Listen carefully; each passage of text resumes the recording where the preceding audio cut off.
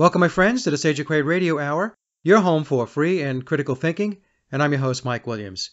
Derek Hess, who is the host of WCSBs Underrated Radio Show out of Cleveland, Ohio, invited me and anti-geoengineering activist Jolie Diane to join Derek to take his audience through the reality of the geoengineering agenda and Jolie's efforts to stop the program via the legislative process. And so without further ado, here's the show with Derek. This is going to be Chemtrail 101. Number one, well, what's the difference between a chemtrail and a contrail? Well, a contrail, Derek, is water vapor. So if we go back, I know you and I are about the same age. If we go back in time, if we remember looking up at the sky and seeing an airplane, we would see a short vapor trail behind that plane. Mm-hmm. And it would disappear quickly within maybe, 30 seconds to a minute or so. Chemtrails are very different. Chemtrails are not water vapor. Chemtrails are actual chemicals, what is referred to as particulates, that are being emitted from the planes through sprayers and spraying the sky with chemicals. And the three primary chemicals that are being found in tests are aluminum, barium, and strontium.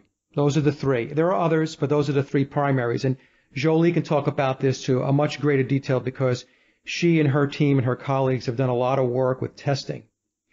So that's the difference. And when you take a look at these chemtrails, these aerosols, and what we actually refer to it as geoengineering, because chemtrails as a term actually was created by the Air Force going back 2 or 3 decades ago, but they have tagged conspiracy theorists with the word chemtrails. So we prefer to use geoengineering or aerosol spraying. And so when these planes spray, what you'll notice is that the spraying does not dissipate within 30 seconds, a minute or so. It actually lasts for hours. It widens, too. And it widens, and what's happening is then you have this tremendous cloud cover within a couple of hours. So many folks, I've done this myself. I'm in Raleigh, North Carolina. They spray here like there's no tomorrow. You can step outside at 8 o'clock in the morning, 8:30, 9 o'clock or whatever, take a look at the sky, and you'll start to see these planes will start flying. And the sky at that point in time is usually relatively blue. By the time these guys are done spraying, by about noon, 1 o'clock, we have what I refer to as a whiteout. So your beautiful blue sky is now turned into this overcast, milky white type of sky. And that's the difference. And what's happened, Derek, is that the program that's in place has been in place for at least 20 years. I'm going to say the late 1990s is when I first became aware of it. It's 2017 now, so we're talking about 20 years. It's a covert program. The government says nothing about it. They deny it. When they do talk about geoengineering, they talk about it as something in future state. They never admit to the fact that it's going on and has been going on for the last 20 years or so. So that's the difference. When you speak of the government, this would be administration after administration after administration. So it wouldn't be Democrat or Republican or whatever it may be, the flavor of the 4-year cycle. It encompasses more than that. Right. So what we have is it's referred to as the deep state. And it's the military-industrial complex. It's the CIA. So we're talking about functions or entities that are behind the curtain. So when you talk about your president, you talk about the Congress, we talk about all that stuff. That's theater in front of the curtain. And the permanent government, the permanent structure that is always in place, think of it in terms of like the Great Oz. And what I would like to do is have Jolie talk more about this because she really has done a great job of understanding the underpinnings of the deep state and their involvement in this. So Jolie, why don't you just give Derek a little background on that? Yeah, please. Thanks, Mike. Yeah, happy to do so. And until now, we haven't had any kind of a mechanism to take down the geoengineering until Rhode Island recently. And Rhode Island did just introduce the Geoengineering Act of 2017. And basically, geoengineering is defined herein as the intentional manipulation of the environment involving nuclear, biological, chemical, electromagnetic, and/or physical agent activities that affect changes to Earth's atmosphere and/or surface. So we do have it defined in the so-called government because we are part of the government. We've just been absent in the process.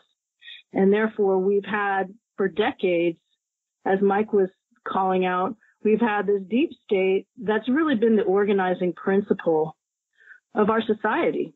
And everywhere we look, it's the militarization of humanity.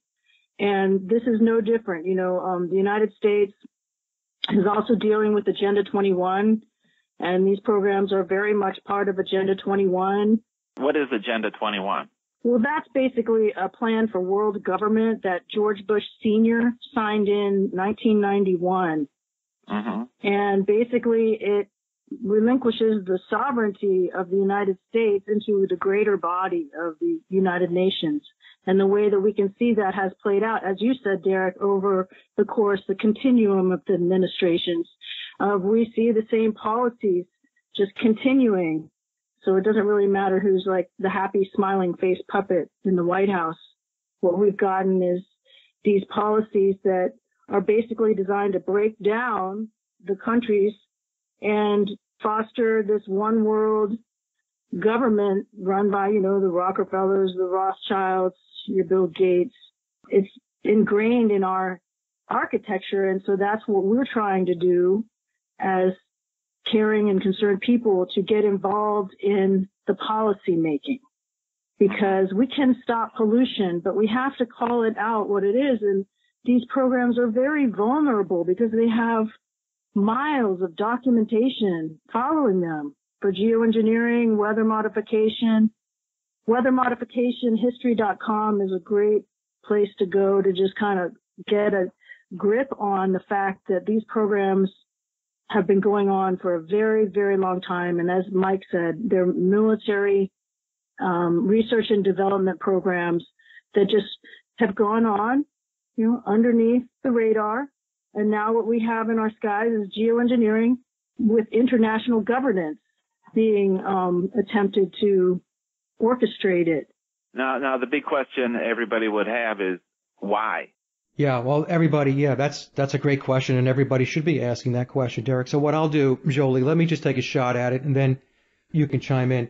The first thing, Derek, is when we talk about the military-industrial complex, we're talking about it's a military weapon. It's controlling the weather. So what the government, the deep state government, is doing is think of it as they are wiring the sky. So think of these aerosols. It's called ionizing the atmosphere. So when they ionize the atmosphere, they're charging it. So this allows them to be able to do things technology-wise through frequencies and so on, to be able to weaponize the atmosphere for military purposes. So that's one big primary reason why they're doing this. The other one is when you control the weather, you're also able to capitalize on what they refer to as disaster capitalism. So to give you an example of that, many of our hurricanes, if not all of them in recent history, I would say over the last 10 years or so, I'm putting a stake in the ground, are man-made.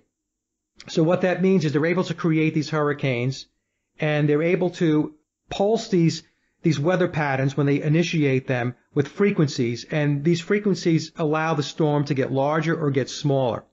Now, when a hurricane makes its way up the East Coast, as an example, behind it lays waste. So when it lays waste and it destroys homes and businesses and roads and bridges and so on and so forth, what happens is there's an economic benefit to the deep state. There's an economic benefit to the New World Order. Because, right, so now they have to rebuild homes, they have to rebuild infrastructure of roads and bridges, and so they reap the benefit of disaster.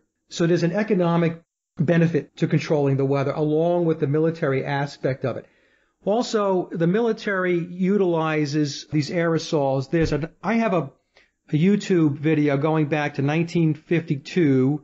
It's a Navy declassified video where they talk about the importance of aerosols for biological warfare. So another reason why they would be involved in this type of dispersal is that they could be testing biological warfare capabilities. And history has plenty of examples where the military, both ours and the UK is another prime example, where they have sprayed their population to test the impact of these aerosols or viruses or germs or whatever it is that they're spraying to see what the fallout is, how many people get sick, how many people wind up in hospitals, and so on. So that's another aspect of it. The other piece of it is that a lot of people are concerned about vaccines, as an example, and mandatory or forced vaccines. Another purpose for the aerosols could be that they don't have to worry about forced vaccines. Whatever it is that they want to have the population intake, all they need to do is spray it into the air. And then all you need to do is breathe. And once you breathe it all in, it's in your body. The areas that are being done over the continental United States, I'm looking out my window here at the radio station that knew we'd be talking about this, and there's some suspicious lines up there, and it is kind of a soupy white sky. Right. And so Raleigh, apparently, you living there, that's a hard target, apparently, by you seeing so much. Do they spray the same amount over the entire continental United States, and are they spraying them in places like, let's say, North Korea? All the NATO countries are involved in this. So it's not just the continental United States. So we have, Jolie and I have colleagues and friends throughout the world. So we have friends in the UK, in France, in Spain, in the Netherlands, in South America, and so on. And these aerosols, for sure, are in all of the NATO countries. And there are certain areas geographically where they spray more. Now, why is that? I can't be definitive on that. The only thing I can assume or make an assumption on is that certain areas, based upon the jet stream and what they want to do with the weather, are prime. So there's a lot of spraying on the East Coast. There's a lot of spraying on the East Coast, and there was a lot of spraying over the West Coast. This is why California, for several years, had gone through a very severe drought. And people who were involved in the geoengineering activism and the researchers were clearly documenting how the spraying was diverting the weather patterns, diverting the rain away from California, as an example, and sending it elsewhere. So, I mean, these things are going on, and these things are documented as far as the capabilities to do this. I mean, just to use an example, going back to the Vietnam War, the United States government was involved in, I believe it was called Project Popeye, where they were fostering rain. They were spraying the sky in order to bring a lot of rain down on to the enemy in Vietnam in order to make it very difficult for the enemy to operate. So, I mean, so there's a lot of examples where, this has been going on for a very long time. It's just that it's one thing going back to the 1960s and you're dealing with just creating rain to what they're doing today. It's way beyond just creating rain now. So I hope I answered your question. Yeah. And of course, now, like whenever I speak to you, questions just come flying in. And this is maybe a little bit off in the subject, but Tesla using electricity with the environment, did that help to inspire this kind of thing, or no, am I way off? No, you're not way off. In fact, I'll have Jolie come in and talk about this. We're really talking about, when we talk about Tesla technology, we're talking about things, the facilities like HARP out of Alaska, where it's frequency-based technology. So, I know, Jolie, would you like to talk about that a little bit? I sort of wanted to go back to what you were saying on the deliberate breakdown of the country. Why are they spraying? And we have to just go back to the fact that they want the GMOs. And Bill Gates is heavily involved in investing in geoengineering and GMOs. And our highest reading that we got back from a lab test was recently in Illinois, far past the readings that we've been getting around the country. And we've been getting high readings. But this was like 10,000 aluminum, 19,000 sulfur, over 100 barium. I mean, so, and when I talk to our colleagues and friends in Illinois, they're doing the GMOs there. I mean, so what's really happening? They're breaking down the economy deliberately in order to create a new industry with the GMOs. So that's part of it, how it ties in economically to what they're doing. This is a deliberate thing. This is a war that they're doing. We're far past just quickly, GMOs are? The genetically modified food. Yeah, this is food, Derek, that's not organic. This is food that is basically made in a lab. The spraying that's taking place is having a severe effect on the organic food, the ability for plant life to be healthy. And many parts of the country, they're seeing this where trees are dying and so on. But let me just, Jolie, let me just get real quickly. Let me just hit on Derek's question about the Tesla technology. Yeah, for the Tesla. I'll just say something and you can tack on. It's an antenna array, and what they do is they focus at very high intensity frequencies into the ionosphere. And by doing this, what they're able to do is they're able to affect the weather based upon the ionization or the charging of the atmosphere by the spraying. Now, the other thing is I want people to also understand is it's not just these big facilities like HARP, as an example, that are doing this. All of these cell towers that are popping up overnight. And I always joke around with people. I always say, have you ever seen a cell tower actually built? Yeah, they just seem to pop up overnight. They just, right? They're there. They're all over the place. No, you're right. Actually, I know property owners make a lot of money having one on his property. Exactly. So people are being bought to be able to participate in this. Those cell towers that you're seeing have nothing to do with improving your cell phone reception. Nothing. Those cell towers are being used. They're basically frequency transmitters and receivers. That's what they're doing. And it has nothing to do with the transmitting of your cell phone. It has to do with technology that the deep state's involved in. And so the ionization or the charging, the wiring of the atmosphere that I talked about before is playing a huge part in your ability to be able to roll out that technology. And what is that technology used for? It could be used for any number of things, and a lot of things we don't even know. But one of the things is, the surveillance state, as an example, being able to track. This is what they like to do. They like to control. They like to track. They like to know where you are, who you are, and surveil you to death. So that's just one aspect of it. But in any case, Jolie, I didn't mean to interrupt there. I just wanted to make sure we answered that question. Did you anything else you wanted to say about the towers and HARP? The HARP technology and all this, injecting the metallic aerosols is part of it, as you were saying. And so that means that the atmosphere is conductive, and that means that we are conductive as well. And so we are impacted by the new technology of 5G, which is, as I was telling Mike earlier, the overlapping technology of where they're deploying all of these apparatus and antennas for, you think, cell phone, your 5G, but what it is it's microwave radiation waves. And it's harmful for bees, it's harmful for us, and it's just another one of these technologies like GMOs, just getting rolled out on the public without any concern for biology or health impacts or environmental impacts, none of it. It's a business, as you know. And that's what's happening right now. Yeah, exactly. Exactly. The 5G is a related technology. I was very concerned when I learned about geoengineering, and then I looked over and I saw these towers, and I was like, oh my God, that's part of this too? Oh no.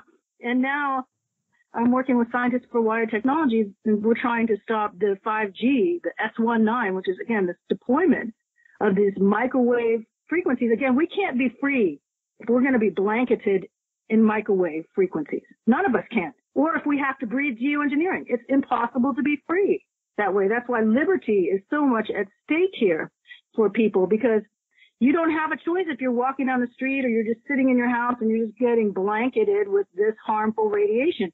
And it's not as much like, is it the heating aspect of it? No, it's the overtime. It's the pulse radiation nature of it, the pulse frequencies that hit you. It's not good for nature, not good for biology. That's why we're seeing the disappearance of the bees. And, we can wire everything with fiber optics and have fast, safe, harmless internet, by just digging in the ground. And that's the way we have to go for the solution to that. There's, we don't have to miss out on the technology. We just have to make it safe so we don't fry ourselves, Yeah, and the thing is, Derek, because you can't see a frequency, most people, because you can't see it, they think it's harmless. And humans are very susceptible to these frequencies. And, the government has programs and technology where they're able to direct certain frequencies at people or a population and able to change their moods. You can make somebody happy. You can make somebody sad. You can make somebody lethargic. You can make somebody have a cloudy mind. I mean, this is all technology that the military has at its disposal as we speak. Man, they have a cloudy mind ray directly on me 24 hours. They got me. I need an aluminum foil hat. I'm telling you. Well, I'm just saying that, people, because they think they can't see it, it's harmless. And I'm telling you, folks, these frequencies, you're swimming in a pool of EMF. Electromagnetic frequencies, you're swimming in it. A question of mine, too, is you said the NATO nations are doing this and doing it in certain areas heavier than others. Do you think they're doing it on borders of, like, Russia in hopes that the clouds would drift over into their airspace? I would assume that is definitely taking place. I mean, I don't see how they wouldn't be doing something like that, especially when you think of it in terms of being a military technology, a military weapon. I would think that that's not out of the question. Now, would our adversaries have the same technology? Absolutely. And we have to remember that the air is all connected, just like water is. So we can't really say, oh, we're spraying over there. Eventually it's all just one organism, the earth, And so any spraying anywhere is going to have an impact on all of us. And then again, it's conductive. They're ionizing the atmosphere, which shouldn't be happening. Again, these people are so liable for damages to our health and to our environment. And it's just something that's been going on for decades. So, if something's been in motion, it's very hard to tackle it. But it's not impossible, and we're doing it now. Now, we here in Cleveland, we live on Lake Erie. We're very blessed to be on this large source of fresh water. And last year, over on the Toledo end of the lake, it had this huge algae bloom. I mean, the water was green, and they were blaming it on runoff from agricultural fertilization. Do you think that might have anything to do with what's going on? Yeah, absolutely. They're doing just experiments in the environment and on the climate. And a lot of these programs, geoengineering, climate engineering, is designed to change the weather and the climate. I mean, that's what it's for. And we don't know what the impacts are and what all of these programs together are doing. It's causing harm, basically. And so what we have to do is one by one take out these polluting and toxic industries, and it's exactly going after the deep state, like we were saying before. These are the people that are pushing these programs. They're the organizing principle of society, and that's why we have to be really diligent to keep prying and questioning and correcting this. Okay, another question of mine, which I'm sure other folks have, is if it's such a huge project, there's a huge amount of people involved to make it happen. And how come, some of these pilots and people inside, and people are making the chemicals and people are dumping it out of the back of the jets and stuff, why have none of them really come forward? Well, I think it's easy to keep a secret if people are in secret societies and don't have allegiance to the United States. Maybe they're afraid that they're going to get killed for coming out and saying anything. I mean, it's pretty easy. If someone's threatening your family, are you gonna make trouble? No. And a lot of these politicians and stuff, they're blackmailed already. I mean, they've been set up. They can't tell the truth. Yeah, it's very compartmentalized, Derek. So, when you work for a very large company, let's like a multinational corporation, one of the military industrial complex companies, let's say like Raytheon or Halliburton as an example, you could be working on something, but you're working on it, just your piece of it. But you don't see the whole picture. You don't see the full picture. And this is what they do. The government and the military industrial complex, these large multinational corporations that are involved in military technology, they're all compartmentalized. Now, so you don't see, like I said, you don't see the big picture. And Jolie just touched on it before. Another big piece of this is that there are non-disclosures and confidentiality agreements that are signed. You can't say anything. Because if you say something and you sign a non-disclosure, you're working on a top secret program as an example, and then you figure it out and you say, you know what, this is wrong, I don't like this. What's going to happen is you're going to wind up in court. You're going to wind up with a monumental legal issue, and people just avoid it because they've got people basically pigeonholed. They're basically boxed in where it is, hey, look, I can't give up my job.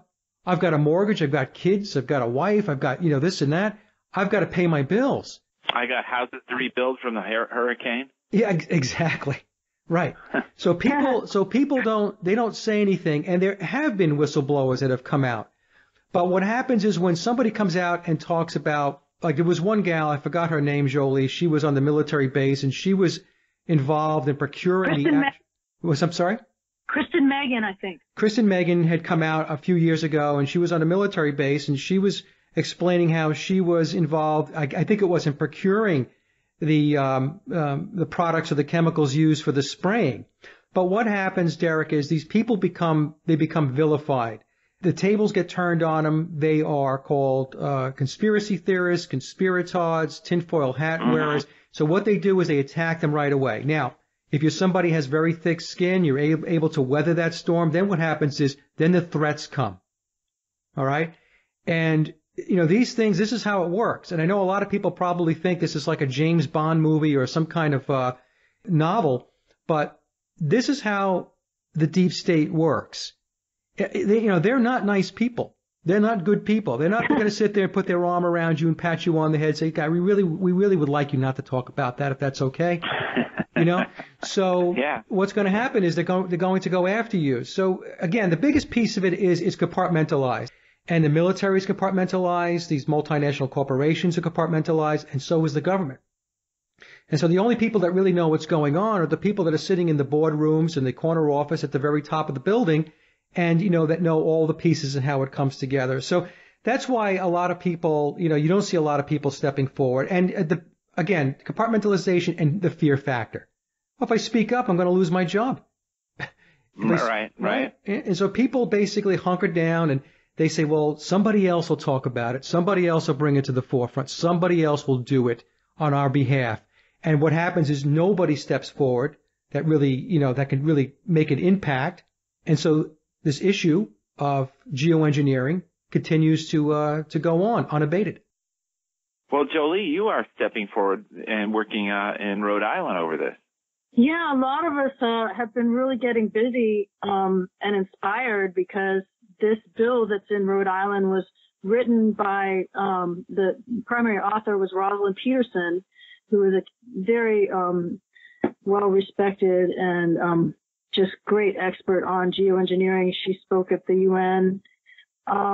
She was one of the primary authors on this, and basically the thing is a template, meant to be a template for every state. So what we can do, what I'm doing is I'm working with different activists, whoever wants to work on it, people who are serious and have some time to, visit some offices, make some phone calls. We're working in different states, changing over the document so that it's state specific. And we're even working in different countries, with activists to start getting this approach down in their countries. Because basically all it is articulating our demands and creating a mechanism to rein in this technology and put a roadblock in front of it. So yeah, I'm really excited about it. I've talked to activists who are working in Washington State, Florida, New Jersey, New York, Illinois. I hope Ohio.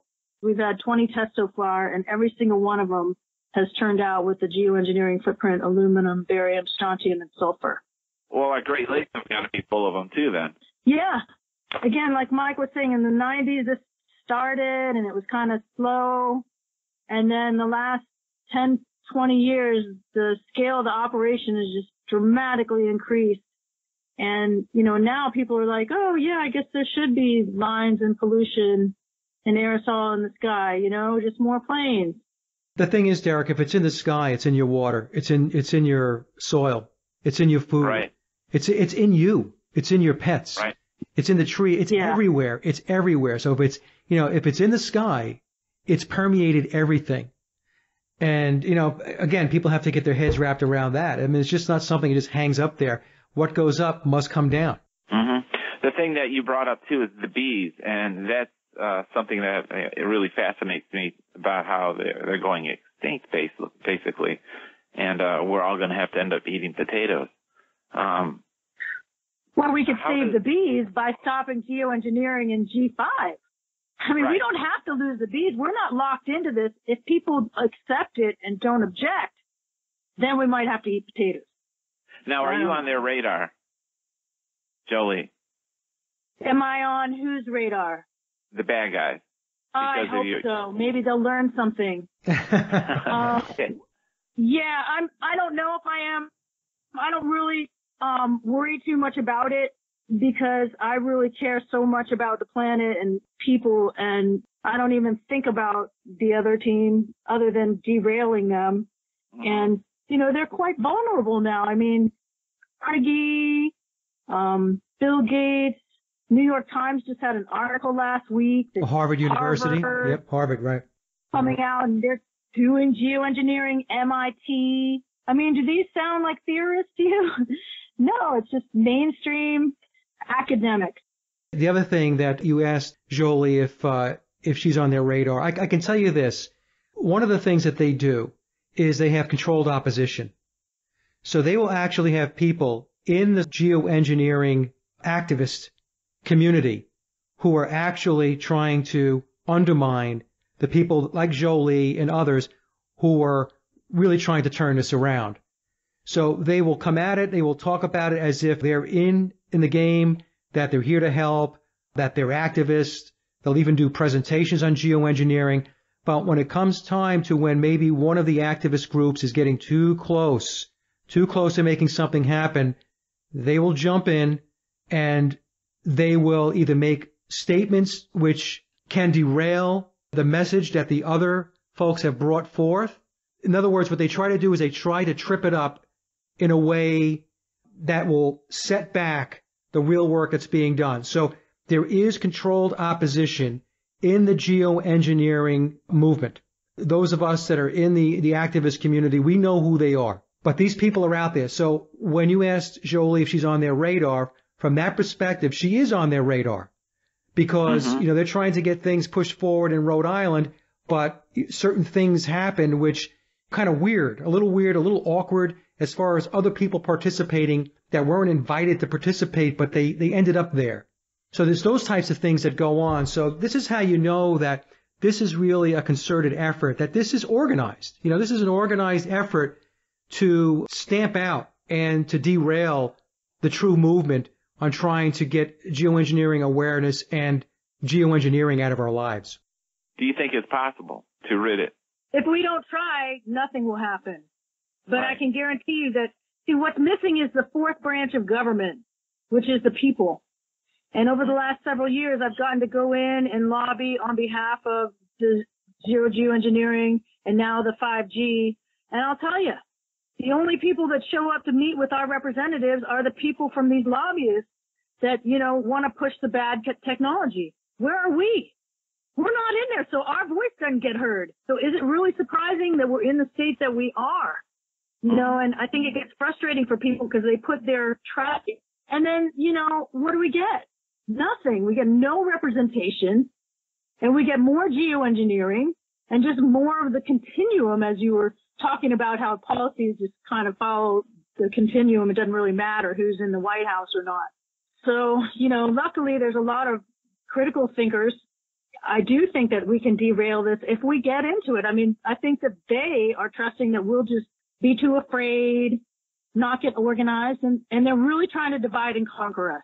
I mean, that's really the key for them, is to keep us divided. Jolie, why don't you tell Derek a little bit about the fact that a lot of our representatives, they don't know anything about this, and it's an education process when you have to go in there to get them to understand.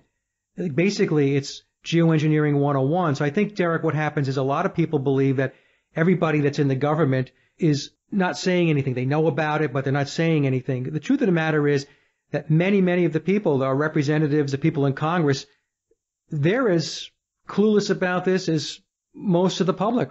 Jolie, why don't you just talk about that a little bit? I don't want to take up too much time. That's a really important point because it's true. A lot of these representatives, and again, with our work with the legislative initiative, we're focusing on our state assembly people, our local reps.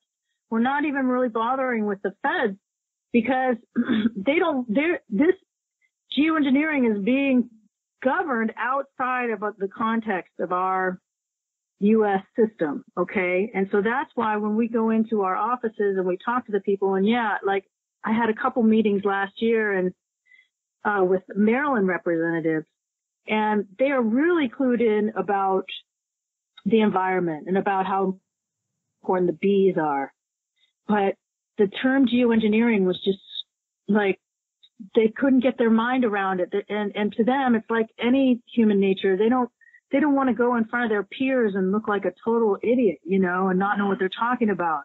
So what she said to me was, I want to talk about this. I want to know more about it. But she says, I'm not going to go out on the floor and make a fool of myself, if I don't understand what I'm talking about. So, yeah, again, that's part of our role as, during people who are going to stop geoengineering is to get familiar with the geoengineering and be able to go to our representatives and talk with them, write them letters. We've gotten tons of letters through the zerogeoengineering.com website, people sending letters from so many states, and we need more. And that's how we do it, because we're going to get the legislation introduced into each state, I hope. But if it does pass in Rhode Island, which I don't know, it depends on how many calls we make and so forth to support it. But if it does, or if it's passed in any state, it's a health and safety bill, and it's a nonpartisan bill. So it could pass in every state, because that's what they did with the sulfur taken out of diesel fuel in 2008. Like California and Maryland took sulfur out of diesel fuel because it causes asthma and acid rain. And then in 2010, all the states had taken sulfur out of diesel fuel. So, and then our next question would be, so if we took sulfur out of diesel fuel in 2010, why did the geoengineers insist on covering the sun with millions of tons of particulates of sulfur? So again, it's the disconnect. We don't know much about science. We haven't really been involved in governance, but at the end of the day, yes, we can stop this if we just show up, educate ourselves, get our friends who are on board, who want to do something about climate, do something to take care of our environment. At the end of the day, solving climate change is very simple. We're not going to solve it, but we can stop pollution. And that'll be pollution not only from the aerosols, but from the electromagnetism, which we're talking about with the towers, which is also included in our legislation, because geoengineering is not only the aerosol dump, but we're talking about the electromagnetism. And so that has to be included. Derek, one person that knows a whole lot about this is Dennis Kucinich, and I know you know Dennis. Oh, I was totally going to bring up his name, and I'm like, he's the guy that we need to get involved. Dennis is great. I vote for him every time. Dennis, in the early 2000s, there was a document, and Jolie could probably get more specific on this than I'm going to get, but it talked about the banning of exotic weapons. And Dennis had written in chemtrails, and to ban chemtrails. And what happened was, when that document, or that bill, whatever it was at the time, when it got to its final phase, that was taken out. Somebody took it out. Dennis put it in as an exotic weapon, and then when the final draft was making its way to conclusion, chemtrails was taken out. So what does that tell you? It tells you that, number one, Dennis Kucinich knows what chemtrails are, that it's an exotic weapon, and it also tells us that somebody went out of their way to make sure it got taken out, because it's a covert black ops program. It was HR 2977, and it's called the Space Preservation Act. And I think my understanding was the reason it was thrown out is because it included the term chemtrails, which they claimed was not a court admissible term. And if you know anything about the framework, if you don't have a court admissible term, if you have anything wrong in your bill or document, they'll just toss it out. So, that's why our approach is so specific and designed to stay with the science, stay with the facts, stay with the legal terms. Because Dennis Kucinich, if we had listened to him, if he was president, we would not be in this terrible place that we are now. We would not be getting sprayed with all these chemicals. What's key here, Derek, is that what Jolie is doing with the legislation is they're not talking about chemtrails. It's called pollution. They're polluting the skies, because there's already, we already have laws on the books about polluting. And emissions. Emissions is the term that I want to hear. Okay, so just so the audience knows that when she was talking about having to use acceptable terms from a legal perspective, that's what you have to do, because if you don't do that, if you're going to take a legal document forward or try to get something made as law, you have to be able to have the legal terminology in its right place. Otherwise, like she said, it's just going to get tossed out. How does chemtrails get into legalese? It won't. You can't use the term. Well, you have to say, you have to see, because we're not talking about just aerosol dumps. We're talking about the whole science and electromagnetic radiation that is working collaboratively with the aerosols. So that's why we're so set on taking down geoengineering, because that is inclusive of not only the stratospheric aerosol injection, but in all these towers that are going up everywhere that, you know, are the overlapping technology. So that's why it's important to focus and go. I mean, you can go to your state. I mean, I will work with anyone who wants to work. We will just draft a document specific to your state. And it's a very different conversation that you have then, because now you have a legal document. Hopefully you have your lab tests that show that geoengineering is already occurring. And then you just have, you know, say a recent article from the New York Times or MIT from last week about the geoengineering that's going to be happening or that's happening and what they want to do with the sulfur and so on. So we have a very good case, but again, it means that people have to show up to make the baskets. You know, we got the ball, we can toss it to you, but, you know, we just need people to show up and, you know, professionally dressed, show up in a suit with your documents. It's a very different effect that you're going to have on policy making than if you're going to be screaming at someone on the phone or screaming in the street, or, you know, it's all important, but, you know, you got to play their game. Changes. Yeah, you got to, I mean, if it's a basketball game, you got to just get in there and make something happen. You can't say, oh, I want to change this rule and I think that this should change. No. I mean, it's already going, and it started in 1947 with these people with the CIA. So, again, none of us were even here when this ball started in motion. That's right. Why it's so hard to stop it. You know, it's none of our fault. It's just like where we have to show up and put a roadblock there and take it out before it takes us out. Now, back to actual effects on the planet. Now, all these wildfires, are they affected by the? I mean, every day I hear about a new wildfire. Yeah. Is it because of them creating drought conditions in certain geographic locations? Yeah, I mean, I think, I agree. It would be difficult to say exactly what it was, but there's no question that adding aluminum, barium, strontium, and sulfur and other things, and when the trees, you know, when that's covering the trees, that's going to make them catch fire much more. The fires are apparently burning much harder than they were. So, I mean, there's no good effects that are going to happen from adding pollution to our environment. There is nothing good that is going to come from this, is what you're saying. Right. That's right. Yeah. Nothing. It's for more money for Carnegie and them to give to these people that want to do research experiments on us. You know, and again, they are on a slippery slope, because there's a Nuremberg Code which says clearly that you have to have the consent of the people being experimented on. Guess what? They don't have anyone's consent. And that's why we all need to wake up and weigh in on this, because they're just rolling it out. It's just getting steamrolled. I mean, Harvard said last week, MIT said, Carnegie, they're doing it. No, I was going to say, that's the thing, Jolie. They're saying that they're going to do it. Now, like I mentioned earlier in the show, whenever they finally come out and say, we're going to do something, you can bet your bottom dollar that it's been in play for a very long time. So Harvard now, I'm on their website right now, Harvard's Solar Geoengineering Research Program. And they have their goals stated and their cross-cutting principles and so on. So, I mean, this is out there now. It's out of the realm of people scratching their head and thinking that it's just a conspiracy. They basically set the stage over the last 20 years, just getting people conditioned and acclimated to looking at the sky and seeing something that really shouldn't be there, then thinking that that's normal. And now, you know, they're going to roll it out and they're going to formalize, the whole approach going forward so that it's no longer covert. It's out there, and you have these academic institutions like Harvard leading the charge. And most people are not going to question something that's coming out of Harvard University. They're just going to say, well, it's a bunch of really smart people. They know what they're doing. They must be doing it for a very good reason. It's not going to hurt us. And so, you know, it's just let it go. It's going to be okay. They'll take care of it. But we'll never see it on national news due to the people on the news media as far as that goes, correct?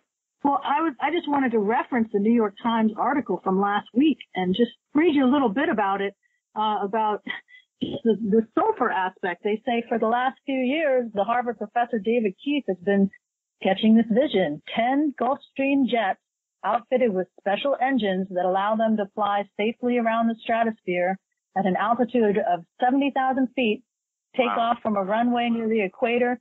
Their cargo includes thousands of pounds of a chemical compound, liquid sulfur, let's say, that can be sprayed as a gas from the aircraft. It is not a one-time event. The flights take place throughout the year, dispersing a load that amounts to 25,000 tons. Okay? So they said it in the New York Times, and again, if we don't strongly object to this, if we don't come out and reject it, and again, because they convinced how much of the population that carbon dioxide is a pollutant with that marketing scam. Mm-hmm. You know what I'm saying? People think that, oh, no, I'm breathing too much, or it's carbon dioxide, it's bad. Well, no, carbon monoxide's bad from your car. You definitely would want to stop that kind of pollution. If we talk about emissions honestly, let's take care of all the emissions. Let's clean up all the fuel, not just on the ground, but, in the air. But again, yeah, we're looking at these programs and they've been kind of decorated and put behind the curtain of Harvard, but we know that that's really the CIA and that's really deep state and intelligence stuff. I think that's really great that you bring up those newspapers who are writing about it, because I told people, well, what's your subject going to be today? I'm like, well, chemtrails. And they're like, well, what? Somebody would be, what's that? And then others would roll their eyes. And I think this conversation I think this is a great conversation, because I had no idea that these newspapers were picking up and running with the story. Oh, they're going to do so more now, Derek, because, like I said, Harvard has their program and so on. So now they have essentially a blank check to start writing about this stuff. And by the way, anybody out there that is hearing this and you're rolling your eyes, you better get with the program. I tell you what, I'm going to go on my soapbox a little bit, but I'm sick and tired of people that are basically just have their heads stuck in the ground and denying that this is taking place. It's unbelievable to me that, you can't look at the sky and see what's going on. So, I mean, I know I'm probably going to get some hate mail for that, but, Derek, I'm at the point where I don't care anymore. I don't care. Sure. Because it's going on. I think with this show, we have really put a lot of stuff out there, a lot of fact-based conversation, which says that it is happening and it is going to continue to happen unless everybody wakes up.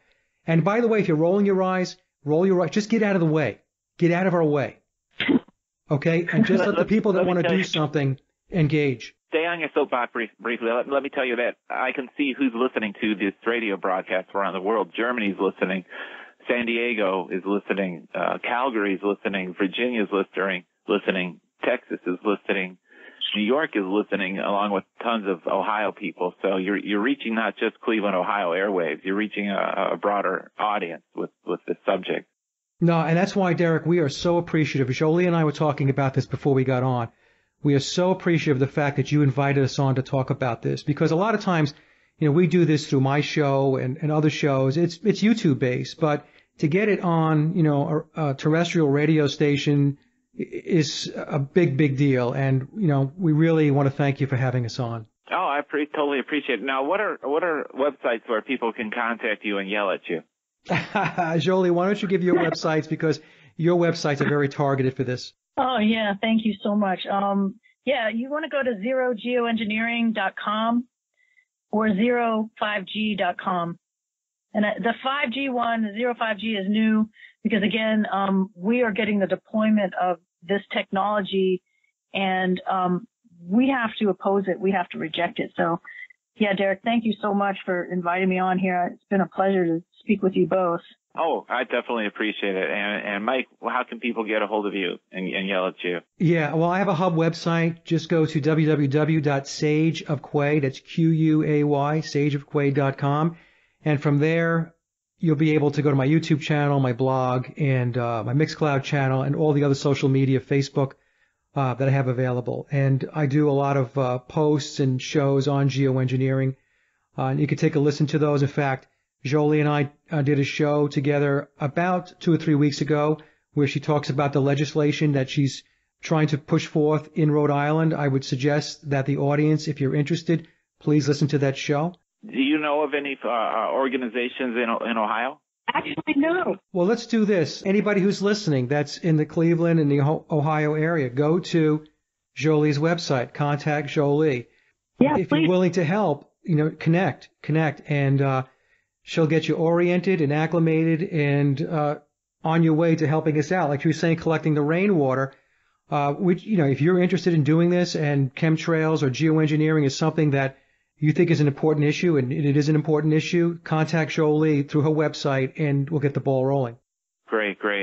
Well, hey, I definitely appreciate you two taking out the time to come down here and talk on my Overrated Radio Show. Mike has been on several times, and we've had some really good conversations. And Jolie, I appreciate you coming on and checking us out. Well, thank you, Derek. Thanks. It's been a pleasure. Give out those websites one more time. ZeroGeoengineering.com and 05G.com.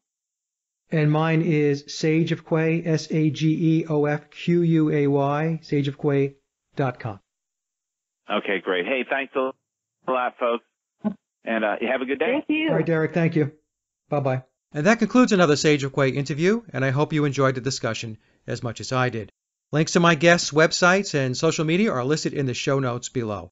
And as always, I'd like to thank everyone for listening and visiting the blog. You can get to the blog by typing in sageofquayradio.blogspot.com or simply head over to our hub website at sageofquay.com. Also, if you get a moment, please visit laboroflovemusic.com to listen to my album, Leaving Dystopia. And remember, live in truth and always serve creation. It's really that simple. See everyone next week. Be safe, enjoy, and God bless.